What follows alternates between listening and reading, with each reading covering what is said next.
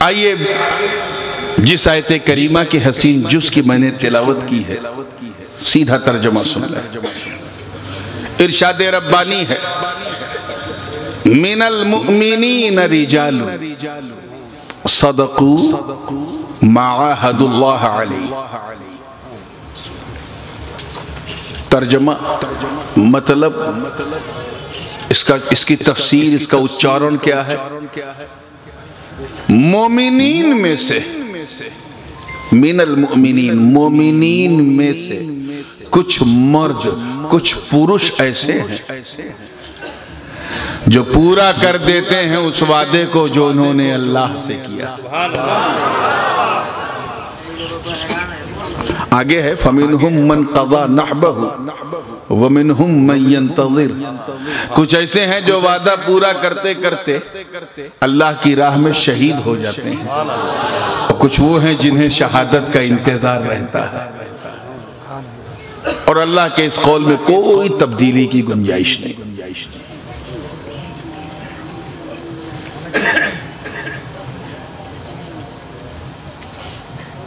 اتہاس ساکھی ہے کہ جب جب فرعونی طاقتیں سامنے آئیں، اللہ نے کسی نہ کسی بندے کو موسیٰ کا روپ عطا کیا ہے۔ جس زمانے میں نمرود نے سر اٹھایا، اس کے سر کو کچلنے کے لیے اللہ تعالیٰ نے اپنے نبی حضرت ابراہیم خلیل اللہ کا چناؤ کیا۔ سبحان اللہ، سبحان اللہ۔ فرعون نے سر اٹھایا، حامان نے، شداد نے، تو اللہ تعالیٰ نے حضرت موسیٰ اور ہارون کو مبعوث فرمایا۔ جب مکے میں ابو جہلیوں، ابو لہبیوں کا ٹیررزم، ان کا آتنک بات پھیلا، تو انہیں چھٹی کا دودھ یاد دلانے کے لیے اللہ نے اپنے سب سے مہان نبی کو بھیجا۔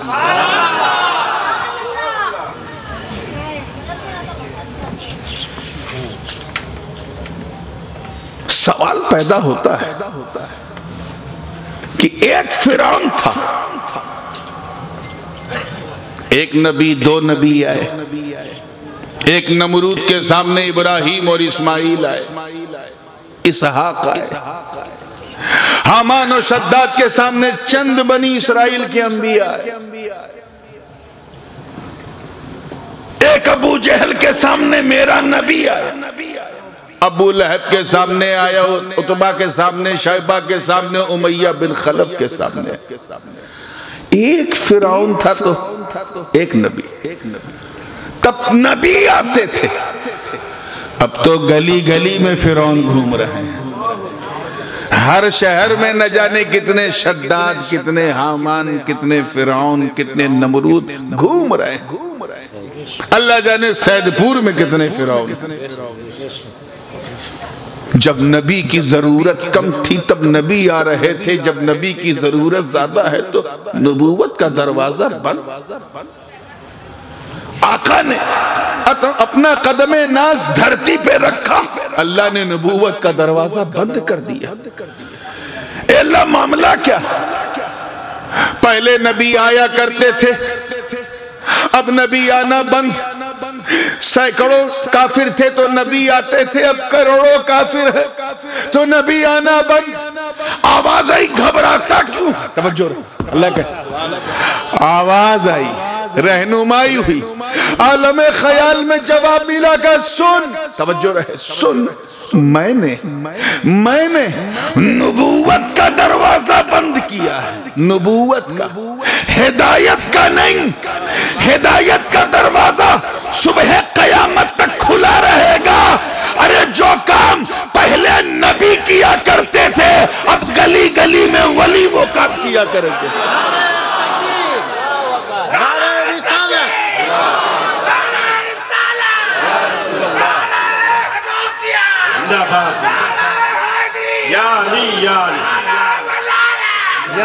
حضور تاج العلماء، حضور تاج العلماء، شہزادہ غازی ملت، اولیاء چشت کانفرنس، اولیاء چشت کانفرنس۔ اگر آپ اس کو دیکھیں اور تھوڑا سا دماغ پر اس پورے منظر کو تولیں تو آپ کو محسوس ہوگا کہ لگ بھگ 1,24,000 انبیاء اور مرسلین اس دنیا میں آئے، اپروکسیمیٹلی، نیئر اباؤٹ، تقریباً، لگ بھگ. لیکن جو ولیوں کی بات آتی ہے تو صرف بھارت کے اندر کم سے کم 2 لاکھ ولی ہوں گے.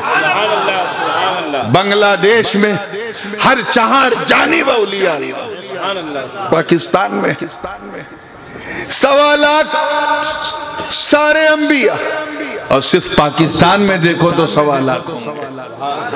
مطلب کیا؟ کام نبی کا کرو، اور جس طرح نبی کیا کرتے تھے اس طرح ولی کرتے رہیں گے. فیضان ولایت برستا رہا، برستا رہا.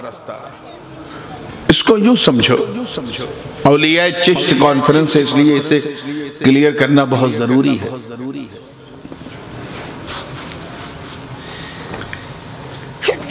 سب سے اچھی کھجور کہاں پیدا ہوتی ہے؟ سعودیہ، کیونکہ عمرہ وہاں جاتے ہیں لوگ تو اس لیے آپ کو پتا بھی ہے. سب سے اچھی کھجور بصرہ میں ہوتی ہے، عراق کے. ازرق منہ میں رکھو تو چاہے منہ میں دانت نہ ہو، پیٹ میں آنت نہ ہو، تب بھی ہضم ہو جائے. بصرہ کا ازرق اور مدینہ منورہ کی عجوہ لاجواب کھجور ہے. دنیا میں ان 2 کھجوروں کی کوئی مثال ہی نہیں. لیکن ایمانداری سے بتانا کہ اگر بصرہ کی یا مدینہ کی کھجور سید پور میں بو دیا جائے تو ویسے اس کوالٹی کی کھجور ہوگی؟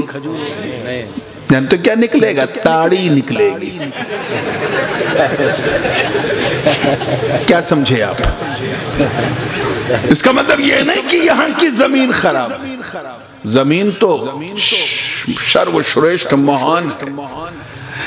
یہاں آٹا گیہوں بو، چاول بو، ایسا پیدا ہوگا جیسا نہ عراق میں ہوتا ہے نہ سعودیہ میں ہوتا ہے. آسام کی چائے، نارتھ ایسٹ کی کتنی زبردست ہوتی ہے. یا ادھر آپ چلے جائیے اتر پوربی دیناجپور سائیڈ میں، وہاں بھی چائے کے باغان مل جائیں گے جو انڈیا کے بارڈر سے ٹچ. یا ادھر سلہٹ کی طرف چلے جائیں میگھالیہ بارڈر پہ، وہاں بھی چائے کے باغان مل جائیں گے. ٹاپ کوالٹی کی چائے نارتھ ایسٹ آسام کی ہوتی ہے، گوہاٹی کے آس پاس کی، اور دارجلنگ کی چائے کا تو جواب ہی نہیں. لیکن اگر وہی چائے پنجاب میں بو دیا جائے تو جانتے کیا ہوگا؟ بھوسا نکلے گا. اس کا مطلب یہ نہیں کہ پنجاب کی زمین خراب. اسی پنجاب میں باسمتی ایسا پیدا ہوتا ہے، لمبا لمبا چاول، کہ اگر گیلا ہو تو حلق سے اتر جائے اور سوکھا ہو تو آپ کانٹی بنا کے دانت صاف کر لیں. ایسا لمبا لمبا چاول. ایک صاحب آئے کہنے لگے، حضرت اب کی میں پنجاب گیا تھا، چاول دیکھا اتنا لمبا لمبا، اسے اشارہ کیا. میں نے کہا اچھا تم نے خود دیکھا؟ کہا ہاں حضور میں نے دیکھا. میں نے کہا پھر تو کھانے کے بعد تشتری میں سوکھا دانہ بھی لاتے ہوں گے کچا. میں نے کیوں؟ کہ خلال کرنے کے لیے. پھینکنے کی بھی کوئی حد ہوتی، اتنا بڑا کہیں ہوگا چاول. لیکن اس میں کوئی دو رائے نہیں، کوہ نور چاول ہو یا کالا ہرن ہو، لاجواب چاول ہوتا ہے، پوری دنیا میں سپلائی ہوتا ہے. ایسے ہی بنارس کا لنگڑا، بنارس سے لے کے جو پوری پٹی چلی ہے لنگڑے آم کی، تو یہاں آپ کے راجشاہی تک اس کی خوشبو ملتی ہے. بہترین آم ہوتا ہے. مگر اسے اگر گجرات میں بو دو تو چھوٹا بھی ہو جائے گا، کھٹا بھی ہو جائے گا. اس کا مطلب یہ، آج میں بوٹنی نہیں پڑھا رہا ہوں، صرف ایک ایگزامپل دے رہا ہوں. اس کا مطلب یہ کہ گجرات کی زمین خراب نہیں ہے، ہاں وہ بنارس کے لنگڑے کے انوکول نہیں ہے. جیسے بنگال کی دھرتی خراب نہیں ہے، یہاں پنجاب کا باسمتی نہیں ہوتا، لیکن یہاں جس کوالٹی کا گیہوں ہوتا ہے، جس کوالٹی کا ارہر ہوتا ہے، جس کوالٹی کا یہاں سرسوں ہوتا ہے، وہ کہیں نہیں ہوتا. ایسے ہی گجرات میں बनारस का लंगड़ा ना हो, लेकिन कपास जो हम पहनते हैं कपड़े की शक्ल में, गुजरात में नंबर 1 होता है। इस मिसाल से कुछ समझ में आ रहा है कि एक हेल्थी सेहतमंद बीज के लिए यह जरूरी है कि उसके अनुकूल जमीन भी हो।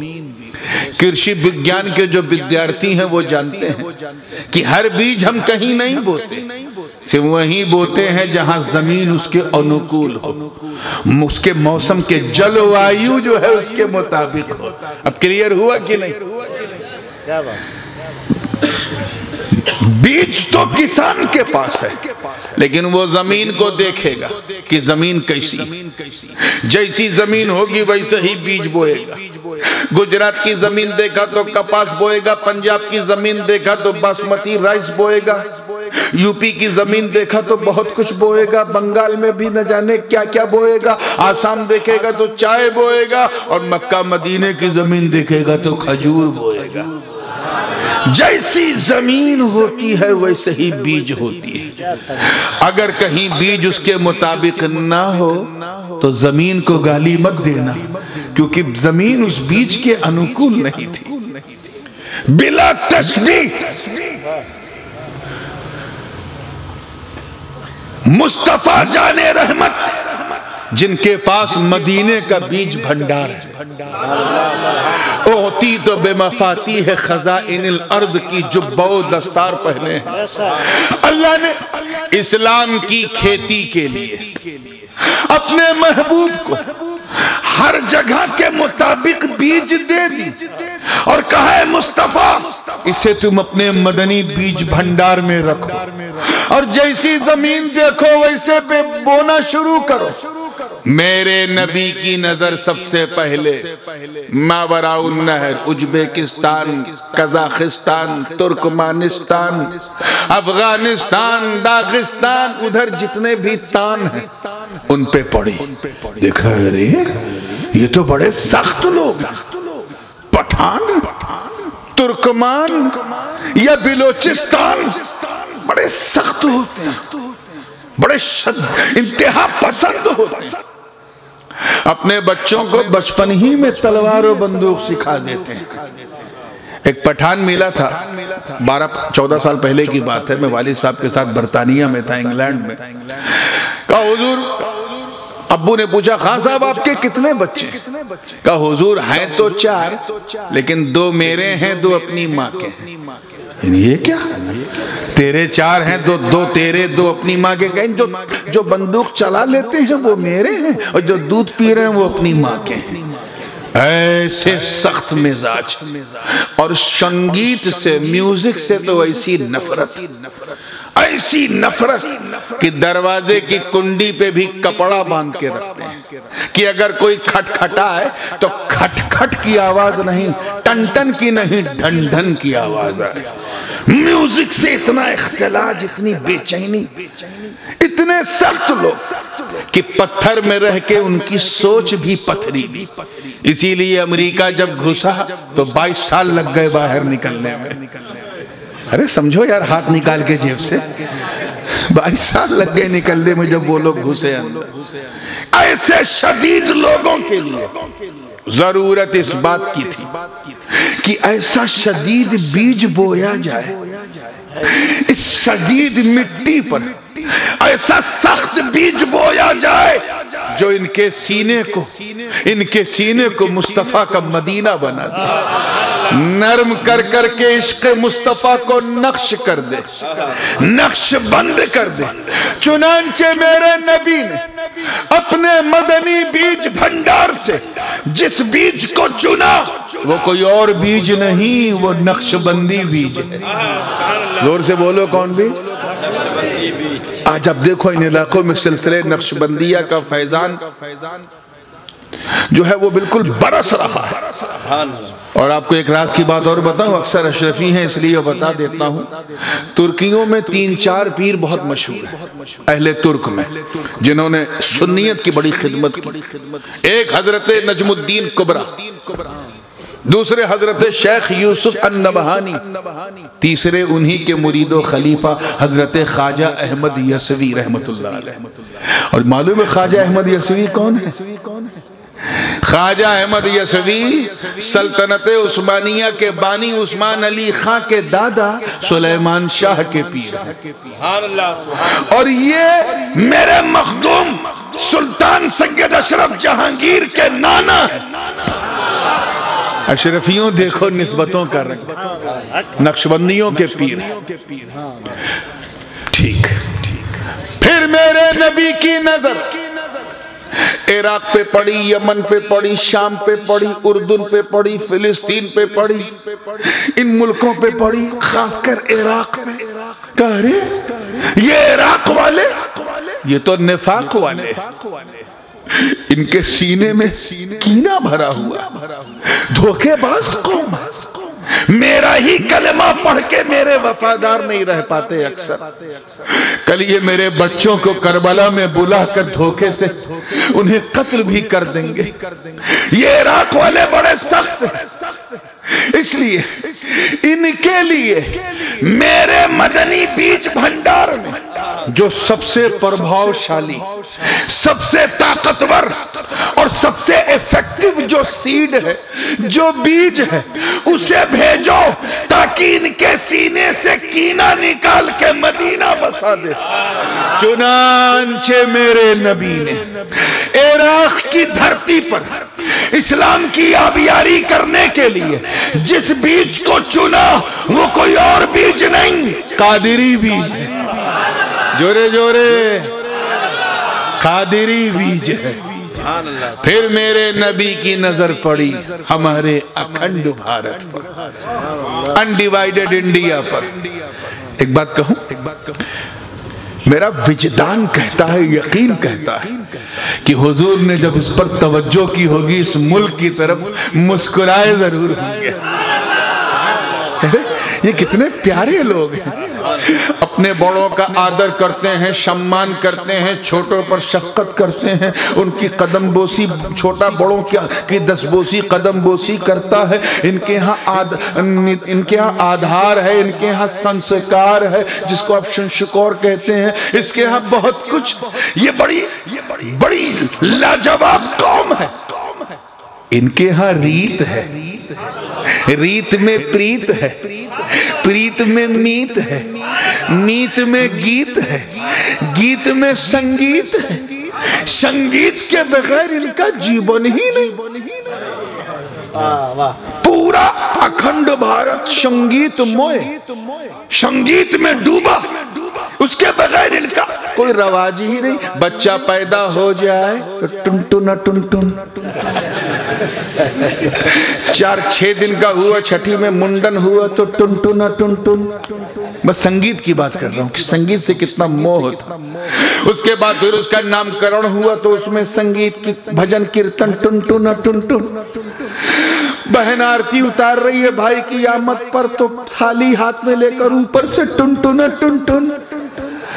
ارے حد تو یہ ہے کہ مندر گیا پوجا کرنے تو پوجا بعد میں پہلے ٹن۔ اب اس سے بڑی مثال میں کیا دوں کہ اگر مر جائے تو ٹٹی کے آگے، جنازے کے آگے ٹن ٹن ٹن ٹن، یعنی مرنے میں ٹن ٹن ٹن ٹن، جینے میں ٹن ٹن ٹن ٹن۔ ایسے سنگیت میں ماحول میں بڑا ضروری تھا کہ ایسی بیج کو بویا جائے جو ان کی سنگیت سے، ان کی شرکیہ اور کفریہ رسموں کو نکال کے سنگیت کو ہی کلمہ اسلام پڑھا دے۔ چنانچہ ایسے سنگیت میں ماحول میں میرے نبی نے اپنے مدنی بیج بھنڈار سے جس بیج کو چنا، سید پور والوں، وہ کوئی اور بیج نہیں، وہ چشتی بیج ہے۔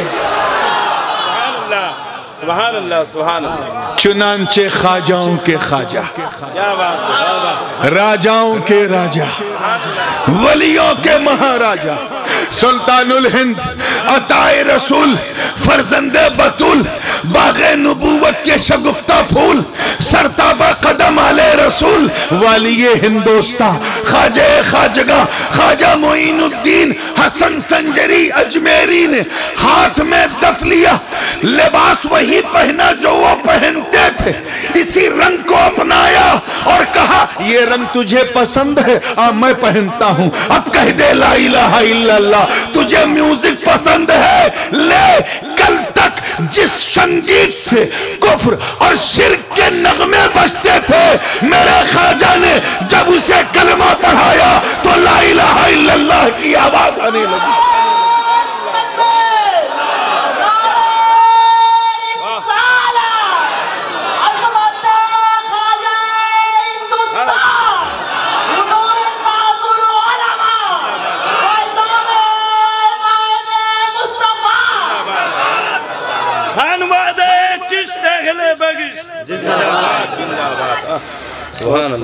یاد رکھنا، ہم اپنے اس اپ مہادیپ بھارت میں قادری بھی ہو سکتے ہیں، نقشبندی بھی ہو سکتے ہیں، سہروردی بھی ہو سکتے ہیں، مداری بھی ہو سکتے ہیں، ہر سلسلے سے ہو سکتے ہیں۔ ہم اپنا ضمیر جیسا چاہے بنا لیں، مگر ہم اپنا خمیر نہیں بدل سکتے، خمیر نہیں بدل سکتے۔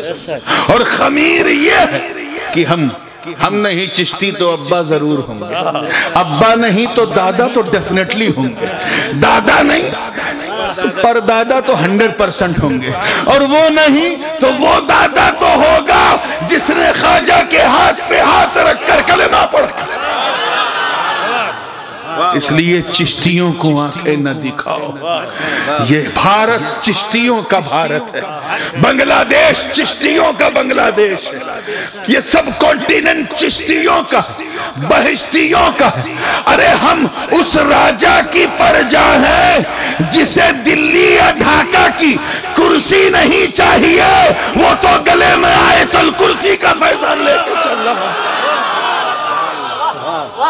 نعرہ رسالت، نعرہ ولایت، حضور تاج العلماء، خانواد اشرفیہ، نبیرہ حضور محدث اعظم۔ سبحان اللہ، سبحان اللہ۔ میں مقابلہ نہیں کر رہا ہوں کہ کون بڑا کون چھوٹا۔ آج کل کچھ مولوی لوگ جو مدرسے کی روٹی کھاتے ہیں اور خانقاہ کا دلیہ انہیں نہیں ملا، الٹی سیدھی باتیں کرتے ہیں، نہ خود سمجھتے ہیں نہ دوسرے کو سمجھاتے ہیں، یہ بڑے ہیں وہ چھوٹے ہیں۔ اس طرح کی باتیں میں نہیں پسند کرتا۔ ایک شخص آیا تھا میرے والد صاحب کی خدمت میں، یہ میں نے واقعہ خود ابو ہی سے سنا، حیدرآباد کا واقعہ ہے، غالباً ایک وکیل تھا، ہائی کورٹ میں پریکٹس کرتا تھا۔ اس نے کہا حضرت ایک سوال ہے، اس کا جواب دے دیجئے۔ کیا ہے؟ کہ میں آپ کے پاس اس لیے آیا ہوں کیونکہ آپ غوث پاک کے بیٹے ہو اور غریب نواز کے مرید ہو، آپ جیلانی ہو چشتی ہو، آپ نہ کسی کو گھٹاؤ گے نہ کسی کو بڑھاؤ گے، جو سچ ہے وہ بتاؤ گے۔ یہ بتائیے غوث پاک بڑے ہیں یا غریب نواز؟ سوال کیا تھا، اس کی شامت آئی جو غازی ملت کی بارگاہ میں آئے، کہا بے کالی کوٹ والے یہ کیوں نہیں مان لیتا، دونوں تجھ سے بڑے ہیں۔ میں کون ہوں ٹیلر ماسٹر کی طرح ٹیپ لے کے بتاؤں یہ اس سے بڑا ہے یہ اس سے چھوٹا؟ کہ نہیں حضور جواب چاہیے، ادھر ادھر جواب چاہیے تو سن۔ والد صاحب نے فرمایا سن، یہ دونوں محی الدین بغدادی معین الدین اجمیری رضی اللہ تعالیٰ عنہما، یہ دونوں اللہ کے دو دستے قدرت ہیں۔ اللہ کے دست مانے ہاتھ، قدرت کا ہاتھ، دستے قدرت ہیں۔ آپ نے تو سبحان اللہ کہہ دیا، لیکن وہ وکیل تھا، وہ چپ نہیں ہوا، کہنے حضرت یہ بتائیے کہ دان ہاتھ کون ہے، بام ہاتھ کون ہے، سیدھا ہاتھ کون ہے، الٹا کون ہے؟ اس کا بھی پالا غازی ملت سے بڑا تھا۔ حضرت نے فرمایا چپ، توبہ کر، اللہ کے دستے قدرت کہا، اللہ دان و بام سے پاک ہے، دائنے بائیں سے پاک ہے۔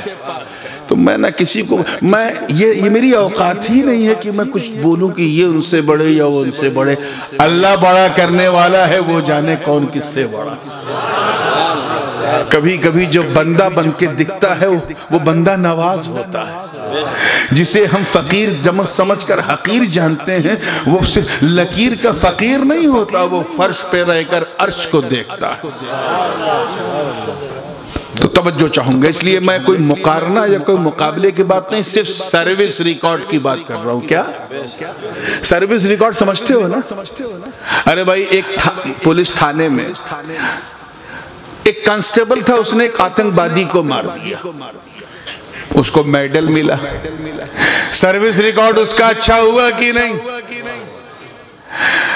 ڈی ایم اس سے بہت بڑا ہے، کلیکٹر، ایس پی بھی بڑا ہے، دروغہ بھی بڑا ہے، ڈی ایس پی بھی بڑا، سب اس سے بڑے ہیں، لیکن سروس ریکارڈ میں یہ حوالدار ان سے بڑا نکلا کہ وہ چور کو نہیں پکڑ پائے، اس نے آتنکوادی کو مار دیا۔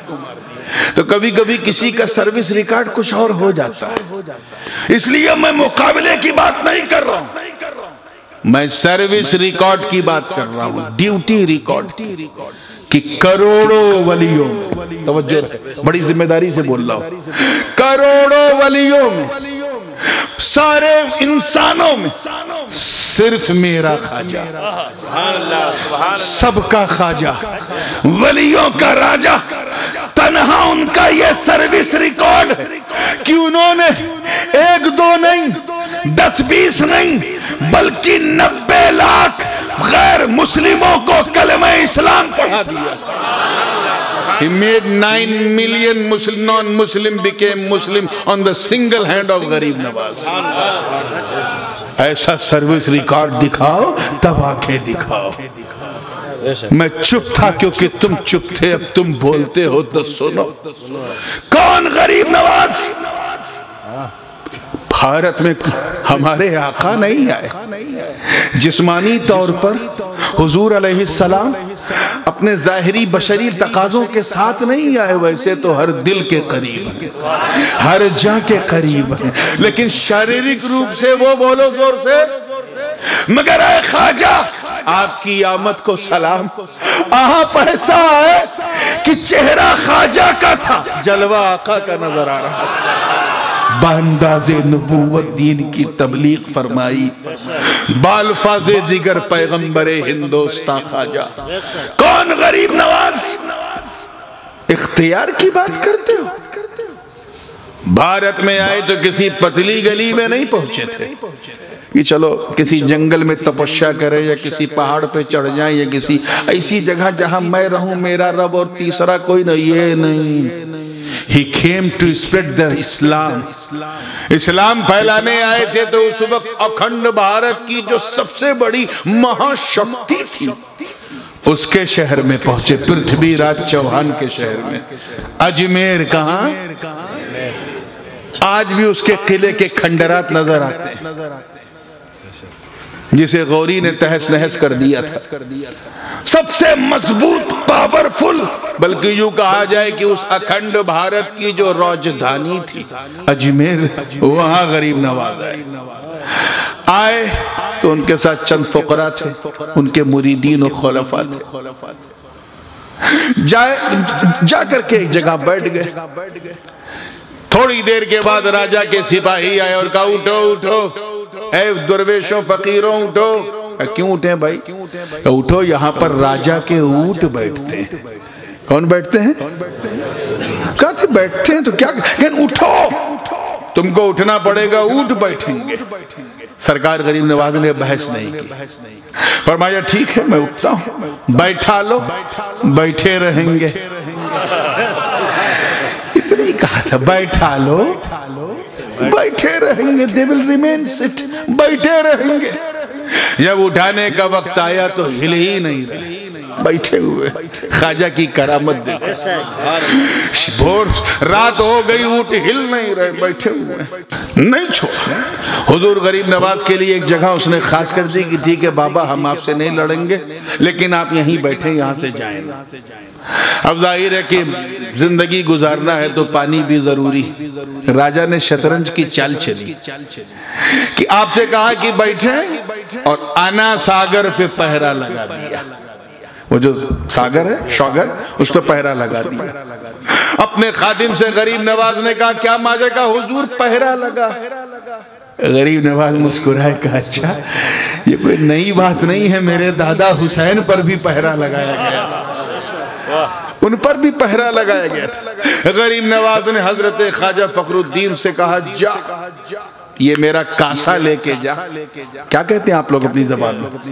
پیالہ ہے کہ کاسا ہے کہ مشکیزہ ہے کہ ڈول ہے، جو بھی کہیں لے کے جا، اور شاگر سے کہہ دے تجھے حسن سنجری نے بلایا ہے۔ غریب نواز کے خادم نے کاسا لگایا، کسی نے یہ نہیں دیکھا کہ پانی کہاں گیا، مگر یہ سب نے دیکھا کہ پورا پانی جو ہے وہ کاسے میں آ گیا۔ کاسے میں جیسے ہی پانی آیا، غریب نواز نے اس سے نوش کرنا چاہا، پانی ختم ہی نہیں ہو رہا ہے، میرے خواجہ کی کرامت۔ 2-4 دنوں میں جانور اجمیر کے مرنے لگے، کسان پریشان ہونے لگے، ان کے کھیت سوکھنے لگے، مویشی تڑپنے لگے، بات راجہ تک پہنچی۔ راجہ نے کہا معاملہ کیا؟ کہیں وہ فقیر جو آیا ہے اس نے خادم کو بھیجا، کاسا ایسے لگایا پورا پانی کاسے میں چلا گیا، اب کیا کروں؟ کہا اسی فقیر کے پاس جانا پڑے گا۔ خود بادشاہ آیا، شہنشاہ آیا، شہنشاہوں کے شہنشاہ کی بارگاہ میں استغاثہ کیا، رویا، گڑ گڑایا، کہا نہ میں آپ کو روکوں گا، نہ بہاؤں گا، نہ بھگاؤں گا، آپ کو جو کرنا ہے کرو، جو کھانا ہے کھاؤ، جو پینا ہے پیو، مگر دعا کر دو یہ تالاب بھر جائے۔ اتنا کرنا تھا، غریب نواز نے پھر خادم سے کہا جا یہ کاسے کو اس گڈھے میں اڈیل دے۔ اڈیلنا تھا، پانی کاسے سے کیسے نکلا یہ کسی نے نہیں دیکھا، مگر یہ سب نے دیکھا کہ پورا شاگر بھر گیا۔ یہ ہے کرامت غریب نواز۔ مگر دل میں ایک سوال پیدا ہوتا ہے کہ اجمیر میں انا ساگر میں پہرا لگا دیا ساگر پر، تو غریب نواز رکے نہیں، کرامت دکھا دی۔ اور میرے غریب نواز کے ابو کے ابو کے ابو کے ابا کے ابا کے ابا کے ابا کے ابا کے ابا 13-14 بار کہو جو سرکار مولا حسین تک پہنچو گے۔ ان پر جب یزیدیوں نے نہر فرات پر پہرا لگایا، امام حسین نے کرامت نہیں دکھائی۔ توجہ چاہوں گا، کرامت بولو زور سے نہیں دکھائی۔ غریب نواز نے کرامت دکھا دی پل بھر میں، امام حسین کرامت نہیں دکھا رہے، صبر کر رہا ہے۔ عباس کے بازو کٹ گئے مگر صبر کر رہا ہے، قاسم کی جوانی لٹ گئی مگر صبر کر رہا ہے، علی اکبر کا لاشا خون میں نہا گیا مگر حسین صبر کر رہا ہے، علی اصغر کا بچپن چھن گیا مگر حسین صبر کر رہا ہے۔ اندر اندر ان کا دل کیا محسوس کر رہا ہے، لیکن صبر کر رہا ہے، کرامت نہیں دکھائی۔ خدا کی قسم اگر میرا حسین اگر اپنے بابا علی کی ذوالفقار کو نہر فرات میں گاڑ دیتا، وہیں کربلا کے رڑ میں گاڑ دیتا، تو خدا کی قسم پورا کربلا سمندر بن جاتا، مگر حسین نے کرامت نہیں دکھائی۔ اگر آقا حسین صرف آسمان کی طرف دیکھ لیتے تو اتنی بارش ہوتی کہ پورا کربلا نخلستان بن جاتا، سمندر میں نہا جاتا، مگر حسین نے کرامت نہیں دکھائی۔ ارے حسین تو حسین اپنی پیاسی زبان سے چچا عباس کا دامن پکڑ کر اللہ تش کی صدا دینے والی جناب سکینہ، خدا کی قسم اگر اپنی اوڑھنی کو نہر فرات کی طرف اچھال دیتی تو پوری نہر خیمے میں آ جاتی، مگر انہوں نے بھی کرامت نہیں دکھائی۔ ارے حد تو یہ ہے کہ ننھے علی اصغر کو کسی نے زمین پہ نہیں بٹھایا۔ آپ تاریخ پڑھو، چاہے ابن خلدون کی پڑھو یا ابن جریر کی پڑھو یا ابن ہشام کی پڑھو، چاہے سنیوں کی پڑھو چاہے شیعوں کی پڑھو، اپنوں کی پڑھو بیگانوں کی پڑھو، کسی نے نہیں کہا کہ ننھے علی اصغر زمین پہ بیٹھے تھے۔ وہ گود میں ہے، کبھی بابا حسین کی گود میں، کبھی ماں کی گود میں، کبھی پھوپھی زینب کی گود میں، کبھی بہن کی گود میں، کبھی بھائی سجاد کی گود میں، کبھی کنیزان اہل بیت کی گود میں، کبھی ناصران اہل بیت کی گود میں. اور جب رات ہو جاتی تھی تو کپڑے کا ایک جھولا بنا کے اسے لٹکا دیا جاتا تو اس میں علی اصغر کو لیٹا دیا جاتا. آخر علی اصغر کو زمین پہ کیوں نہیں بٹھایا؟ توجہ چاہوں گا، اللہ کرے یہ نکتہ دل میں اتر جائے. کیوں نہیں بٹھایا؟ کیوں نہیں بٹھایا؟ صرف گود ہی گود میں کیوں رہے؟ سنو، راز یہ ہے کہ سب کو پتا تھا کہ علی اصغر کی عمر بہت چھوٹی، صرف 6 ماہ کے ہیں. یہ جنگ کرامت دکھانے کے لیے نہیں، یہاں تو صبر دکھانا، استقلال دکھانا، استقامت دکھانا ہے، مقام رضا دکھانا، مقام تسلیم دکھانا ہے. یہاں چمتکار نہیں دکھانا ہے، یہاں تو اللہ کی بارگاہ میں اپنا خراج دکھانا ہے، گردنیں کٹوانا ہے. علی اصغر کو ان مصلحتوں کا گیان نہیں ہے، ان حکمتوں کا علم نہیں ہے. کہیں ایسا نہ ہو کہ علی اصغر کو اگر زمین پہ بٹھا دیا گیا اور وہیں سے بیٹھے بیٹھے اگر وہ اپنے بابا حسین کی بے چین پیاس کو ان کے سوکھے ہونٹوں پہ دیکھ لے تو کہیں ایسا نہ ہو کہ اسی کیفیت میں اپنے پاؤں کی ایڑی کو دشت کربلا میں کہیں رگڑ نہ دے. اگر ایسا کر دیا تو اسماعیل کا پوتا ہے، کہیں دوسرا زمزم جاری نہ ہو جائے. نعرہ تکبیر، نعرہ رسالت، حضور شہنشاہ کربلا، حضور تاج العلماء، حضور تاج العلماء، عن وعدہ اشرفیہ. بات بہت تیزی سے آگے بڑھتی جا رہی، مجھے ختم کرنا ہے، اس لیے سوال ابھی بھی وہیں پر ٹکا. اے آقا حسین، آپ نے چمتکار کیوں نہیں دکھایا؟ کرامت کیوں نہیں دکھائی؟ آپ کے بیٹے بغداد میں کرامت دکھائیں، اجمیر میں کرامت دکھائیں، کچھوچے میں کرامت دکھائیں، کلیر میں کرامت دکھائیں، دہلی میں کرامت دکھائیں، سلہٹ میں کرامت دکھائیں. آقا حسین آپ نے نہیں دکھائی. معاملہ کیا؟ تو رہنمائی ہوئی عالم خیال میں کہ سن، دونوں کی ڈیوٹی الگ تھی. ہند کے راجہ کی ڈیوٹی اور جنت کے راجہ کی ڈیوٹی اور، دونوں کی ڈیوٹی الگ تھی اور اس ڈیوٹی میں چھپی ہوئی بیوٹی بھی الگ تھی. دونوں کا ٹارگٹ تو ایک لیکن ڈیوٹی الگ تھی. غریب نواز بھارت میں اسلام پھیلانے کے لیے آئے تھے اور آقا حسین کربلا میں اسلام بچانے کے لیے آئے تھے.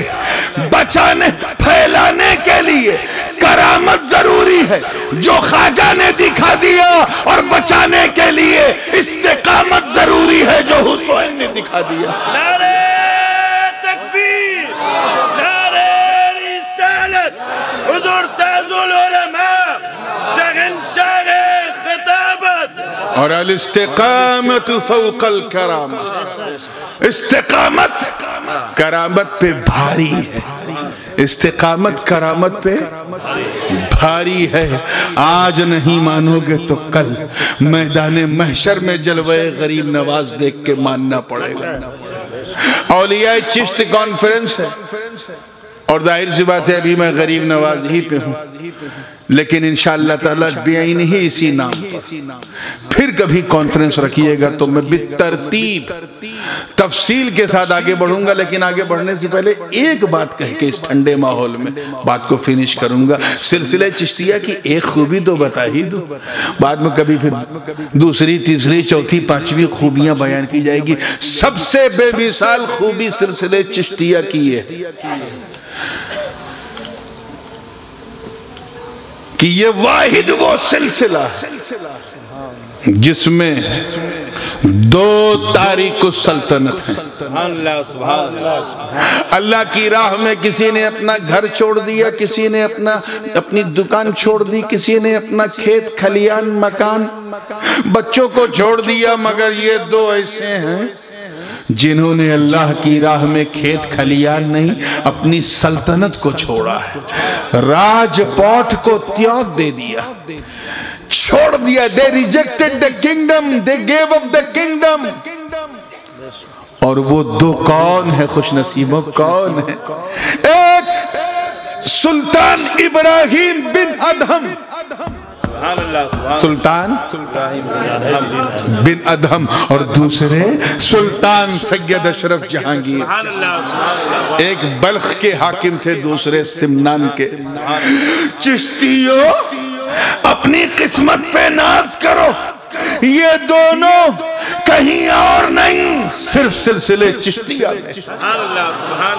ایک غریب نواز کے پیروں میں، ایک غریب نواز کے مریدوں میں، ایک سے غریب نواز نور لے رہے ہیں، دوسرے کو نور دے رہے ہیں۔ یہ اہم خوبی ہے، اسی کو سینے سے لگا کے آگے بڑھنا، اور پھر انشاءاللہ نیکسٹ ٹائم خواجہ قطب محبوب الہی اور مخدوم پاک کی شان میں یہ سیریز چلتی رہے گی، رات ڈھلتی رہے گی۔ مولا کریم اپنے کرم سے ہم سب کا سننا سنانا قبول فرمائے۔ وآخر دعوانا ان الحمدللہ رب العالمین۔ السلام۔